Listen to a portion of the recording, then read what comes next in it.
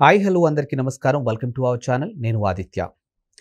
నిత్యం ఏదో ఒక కాంట్రవర్సీలో ఉంటారు ప్రముఖ ఆస్ట్రాలజర్ వేణుస్వామి. సో ఆయనకి సంబంధించినటువంటి మరో అంశం కూడా ఇప్పుడు తెర మీదకి వచ్చి అక్కడక్కడ చక్కర్లు కొడుతూ ఉంది. సో ఆ అంశం ఏంటో చూసుకుంటే వేణుస్వామికి దాదాపుగా ఎన్నో వందల కోట్ల ఆస్తులు ఉన్నట్టు, ఆయనకి పర్సనల్గా కొన్ని బిజినెస్లు లైక్ రెస్టారెంట్లు కానీ పబ్లు కానీ ఇలాంటివేవో ఉన్నట్టు ఒక వార్త అయితే వినిపిస్తుంది.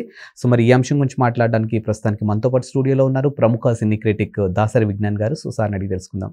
సార్ నమస్కారం. సార్ నమస్తే. సార్, వేణుస్వామికి సంబంధించినటువంటి అంశం చూసుకుంటే నిత్యం ఏదో ఒక టైంలో ఎప్పుడో చోట కాంట్రవర్సీలో వినిపిస్తూనే ఉంటారు ఆయన. సో వాళ్ళ జాతకాలు వీళ్ళ జాతకాలు అంటూ. సో అవి పక్కన పెట్టేస్తే ఆయన పర్సనల్ లైఫ్కి వెళ్తే ఆయనకి కొన్ని ఆస్తులు ఉన్నాయని, కొన్ని వందల కోట్ల ఆస్తులు ఉన్నాయని, కొన్ని బిజినెస్లు కూడా ఉన్నాయని, పబ్లు కానీ రెస్టారెంట్లు కానీ ఇలాంటి ఒక వార్త అయితే వినిపిస్తుంది. నిజంగా ఉన్నాయంటారా ఆయనకి? వాడికి ఎంత దరిద్రం ఉంటే మనకి ఎందుకు? ఫస్ట్ ఆఫ్ ఆల్ ఉంటాయి, ఉండవని కాదు. ఇక్కడ వాడిని అనకూడదు. బేసికల్గా చెప్పాలంటే సరే, కొద్దో గొప్ప పాపం వాళ్ళ ఆవిడ కూడా సంపాదించి ఉంటుంది. తను బేసిక్గా కళాకారిని, మహా ప్రదర్శనలు ఇచ్చింది, అలా కూడా కొంచెం సంపాదించవచ్చు. నెక్స్ట్ వీడంటావా అడ్డమైన జాతకాలు అన్నీ చెప్పి సంపాదించాడు.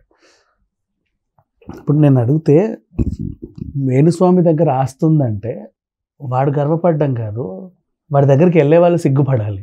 సీరియస్లీ, దొంగ స్వామిలు, దొంగ బాబాలు, ఇలాంటి పోరంబోకులు వీళ్ళ దగ్గరికి వెళ్ళడం ఎందుకు?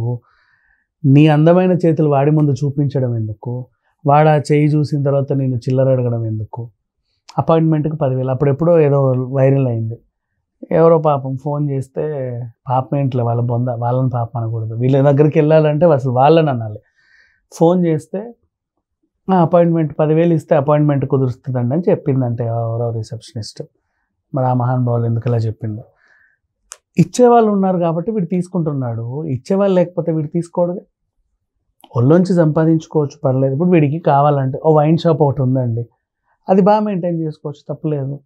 పబ్ ఒకటి ఉంది, బాగా చేసుకోవచ్చు, తప్పే లేదు. వైన్ షాపులు పబ్బులు ఉన్నాయంటే ఖచ్చితంగా నాన్ వెజ్లు ఉంటాయిగా. ఈడు స్వామీజీ ఏంటి ఈడు పొంద? అవునా? బ్రాహ్మణులకైతే అతీతమేగా, అవునా కదా? నీకు రెస్టారెంట్ ఉందంటే ఆ వెజ్ కూడా ఉండొచ్చు కదా అని మనం మాట్లాడుకోవచ్చు, పర్లేదు. వైన్ షాప్ ఉండి నువ్వు పులిహోరలు దద్దోజనాలు తినవు స్టఫ్కి, అర్థమైందా? ఖచ్చితంగా ఫిష్ ఫ్రైలో, చికెన్ ఫ్రైలో, ఇంకే బోట్లో బీట్లో ఏవేవో ఉంటాయి. సో పబ్బులు, వైన్ షాపులు, సరే రేంజ్ రోవర్ కారు, వాడి రేంజ్కి ఆ రోవర్ కారు ఓకే, నష్టమే లేదు. నేనైతే తప్పేమన్ను, వాడు సంపాదించుకోవడంలో తప్పులేదు. వాడిని అలా సంపాదించుకోవడానికి హెల్ప్ చేసిన మిమ్మల్ని తప్పు. ఎందుకంటే ఎంతమంది ఉన్నారు జాతకాలు చెప్పేవాళ్ళు, వీడు గాడిదే అని తెలిసి కూడా వాడి దగ్గరికి ఎందుకు వెళ్తున్నారు చెప్పు. ఇప్పుడు నాకు బాధ ఉంది సార్. అవును, మీరు డాక్టర్. అవును.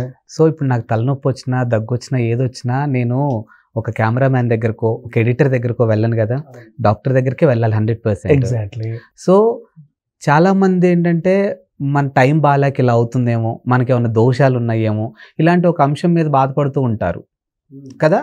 సో అందుకు వెళ్తారు. అదే చెప్తున్నా, దానికి కూడా మళ్ళీ ఆన్సర్ ఉంది నా దగ్గర. మీరు ఒక యూట్యూబ్ నొక్కితే 1,00,000 మంది ఉంటారు మీకు రాసులు చెప్పేవాళ్ళు. అందులో చక్కగా బ్రాహ్మణ పద్ధతిలో నిండుగా చెప్పేవాళ్ళు బోల్డ్ మంది ఉంటారు. మీ ఇంటి ప్రతి ఒక్కడి ఇంటికి కూడా ప్రతి 10 ఇళ్ళకి ఒక గుడి కనబడుతుంది ఇవాళ రేపు. కొంచెం అటు ఇటు దూరంలో పెద్ద పెద్ద గుళ్ళు కూడా ఉంటాయి. అక్కడికి వెళ్ళి కూడా వేద బ్రాహ్మణుల్ని, పండితుల్ని చక్కగా చెప్తే ఆ బ్రాహ్మణుడికి ఏదో ఇచ్చినా కూడా నీకు పుణ్యమే, అర్థమైందా? అతను హారతి పళ్ళెంలో 10 రూపాయలు వేసినా నీకు పుణ్యమే, అతని చేత చెప్పించుకున్నా పుణ్యమే. బ్రహ్మాండంగా చెప్తారు. ఎందుకు వీడే ఎందుకు ఆప్షను? వీడు వెధవా అని తెలుస్తుంది కదా, రోజు రోజు తెలుస్తుంది. వీడు వెర్రి అని తెలుస్తుంది, 1000 తల్ల వెర్రి ఉంది వీడికి, తెలుస్తానే ఉంది. అందరికీ తెలుసు, రోజు చూస్తున్నారు. 10 మంది తిడుతానే ఉన్నారు. అయినా సరే వీడి దగ్గరికి వెళ్తున్నాం అంటే వాడే అలాంటి వాడంటే వాడిని ఫాలో అయ్యే మీరు ఇంకెట్లాంటి వాళ్ళండి చెప్పు? ఎంత దరిద్రం! వీళ్ళని అనాలి.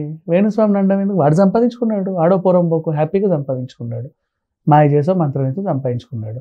నువ్వు వెళ్ళి ఒకసారి నా జాతకం చెప్పండి అని అదా చెప్తాదా అని చెప్పేసాడు. ఇటు తిప్పు అటు తిప్పు ఇటు తిప్పు అంటారు. దీని లోపల కూడా చెప్తాడు వాడు జాతకాలు వెరైటీగా చెప్పి చూసి, వేలు మంచి మందంగా ఉంది కదా, వీడికి ఉంగరం పడేస్తే భలే వస్తుంది, ఈ రాయి వేసుకో ఆ రాయి వేసుకో నీకు అది అవన్నీ వీడు చెప్పాల్సిన అవసరం కూడా లేదు. ఈరోజు ఏఐ టెక్నాలజీ కూడా డెవలప్ అయింది. ఆస్ట్రాలజీ కూడా నీకు ఏఐలో వచ్చేస్తుంది. ఆస్ట్రాలజీ యాప్స్ కూడా ఉన్నాయి. అంటే ప్రతి రాశికి ఇప్పుడు ఫర్ ఎగ్జాంపుల్ మిథున రాశి పునర్వసు నక్షత్రం అనుకో, దానికి అదేంటిది కనక పుష్యరాగం వాడండి అంటాడు సింపుల్గా. ఎవరో ఒకటి చెప్తారు పలానా వాళ్ళకి పగడం వాడండి మీకు మంచిది, దీనికి ముత్యం వాడండి, దీనికి నీలం వాడండి, దీనికి గోమేధికం వాడండి, బోల్డ్ రాళ్ళు, దీనికి వజ్రం వాడండి అని కూడా చెప్తారు. ఈ రాశికి ఇది వేసుకుంటే మంచిది. నెక్స్ట్ ఈ రాశి వాళ్ళకి ఈ రంగు బట్టలు బాగుంటాయి, ఈ దిశగా ప్రయాణం బాగుంటుంది, ఈ లక్కీ నెంబర్ ఉంటుంది, ఈ సంవత్సరం ఇంత ఆదాయం ఉంది, ఇంత వ్యయం ఉంది. ప్రతి ఒక్కరికి ప్రతి ఉగాదికి వస్తానే ఉంటాయి. మీ రాశి చూపించుకుంటే అందరూ చెప్తారు. చక్కగా గుడిలో చెప్పించుకోండి. గుడిలో చెప్పుకుంటే ఏంటి తెలుసా, నీకు పూజారితో పాటు అమ్మవారి అనుగ్రహం కూడా ఉంటుంది. అమ్మవారో అయ్యగారో ఏ దేవుడైతే ఆ దేవుడు ఓ నమ్మకం నీకు. పైగా అక్కడ ఎక్కువ ఛార్జీలు కూడా చేయరు తెలుసా. గుళ్ళల్లో బ్రాహ్మణులు ఎక్కువ దోచుకోరు, జస్ట్ అవసరం మేరకు తీసుకుంటారు అంతే. మీరేమైనా కానుకలాగిస్తే స్వీకరిస్తారు, కానీ వాళ్ళు నోరు తెరిచి అడగరు ఇంత ఇయ్యని. అర్థమైందా? నెక్స్ట్ ఇది ఒకటి వేయాలి, నా దగ్గర ఉంది, ఈ మాల వేసుకో, నా దగ్గర ఉంది, నేను తెప్పిస్తా, ఇది పెట్టుకో మీ ఇంటికి, నా దగ్గర ఉంది, నేను తెప్పిస్తా. అంతే. రాత్రి రాత్రి ఇట్లయిపోతావు, అట్లయిపోతావు, అలా ఇలా అయిపోతావు. ఏమైపోతావు? నీ పిండా కూడా అవుతావు. ఏమీ అవ్వవు నువ్వు. నీకు కాలం కలిసి వస్తే బాగుంటావు, కలిసి రాకపోతే బాగోవు. అంతే. నీ జాతకం నిర్ణయించేది వీడు కాదు, దేవుడు రాసింది. అంతే. ఆ నమ్మకం నీకు ఉండాలి. వీడెవడు చెప్పడానికి మధ్యలో నీ జాతకం? వాడి జాతకమే వాడికి తెలియదు. సీరియస్లీ వాడికి తెలియదు వాడి జాతకం. వాడి జాతకం తెలిస్తే వాడు అలా ఎందుకు ఉంటాడు? వాడి మొహం చూసావు ఎప్పుడైనా? అలా ఎందుకు ఉంటాడు వాడు? చెప్పు. సో అది వేణుస్వామి దగ్గర ఎన్ని ఆస్తులు ఉన్నాయి, అన్ని ఆస్తులు అంటే ఉండని, ఇంకుండని. ఒక వైన్ షాప్ అయితే 10 వైన్ షాపులు ఉండని, 10 పబ్బులు ఉండని, 50 కార్లు ఉండని, ఒలంత బంగారం ఉండని, తప్పేం లేదు. వాడి దగ్గర ఉండడంలో తప్పు లేదు. వాడి దగ్గరికి వెళ్ళే వాళ్ళది తప్పు. అది బేసిక్. ఈ వెళ్ళే వాళ్ళు వెళ్ళకుండా ఉంటే వాడు అలా అవ్వడు. అంతే. చాలా సింపుల్. నీకు కలిసి వచ్చిందో లేదో కానీ వాడికైతే కలిసి వస్తుంది కానీ వచ్చినందుకు. అవునా? నువ్వు ఈ సంవత్సరం కాదు ఒక సంవత్సరంలో బాగుపడతావు ఏమో, దేవుడి దయ. చాలా సింపుల్గా చెప్తారు వీళ్ళు జాతకాలు. ఎలా చెప్పనా? సింపుల్ చూసి నువ్వు వచ్చావు అంటేనే నెంబర్ 1 నీకో సమస్య ఉంది అని. ఊరికే రావు నువ్వు. అవునా? ఇప్పుడు బాగున్నాడు వెళ్ళు, నువ్వు ఆయన దగ్గరకు వచ్చావు అంటేనే ఒక సమస్యతో వచ్చావు అని, లేదా ఏదైనా మంచి జరగడానికి వచ్చావని. ఏదైనా మంచి ఏంటి? నువ్వు వచ్చావు, అబ్బాయిని యుఎస్ పంపిద్దాం అనుకుంటున్నామండి, ఎలా ఉంటుందంటారు అని అడుగుతావు. ఆల్రెడీ ఓకే అబ్బాయి యుఎస్ వెళ్తున్నాడు, ఈ మధ్య బాగానే సంపాదించుకున్నా అంటే వీళ్ళు కొంచెం పర్లేదు. వాడి క్యాలిక్యులేషన్స్ వాడికి ఉంటాయి. నీ దగ్గర ఎంత దోచుకోవచ్చు నువ్వే చెప్తున్నావు. నా దగ్గర నువ్వు కనీసం 1,00,000 వరకు దోచుకోవచ్చండి అని చెప్పావు. కానీ ఆ పదం వాడికి అలా వినిపించింది. నువ్వేం చెప్పావు? అబ్బాయిని యుఎస్ పంపిద్దాం అనుకుంటున్నాను నేను. నెక్స్ట్ అమ్మాయికి పెళ్లి చేద్దాం అనుకుంటా. అవునా? ఎక్కడ సంబంధం? వాళ్ళండి బాగా ఉన్నోళ్ళు, బాగా ఇది బాగా అని వాళ్ళ గురించి చెప్తావు, నీ గురించి చెప్పావు.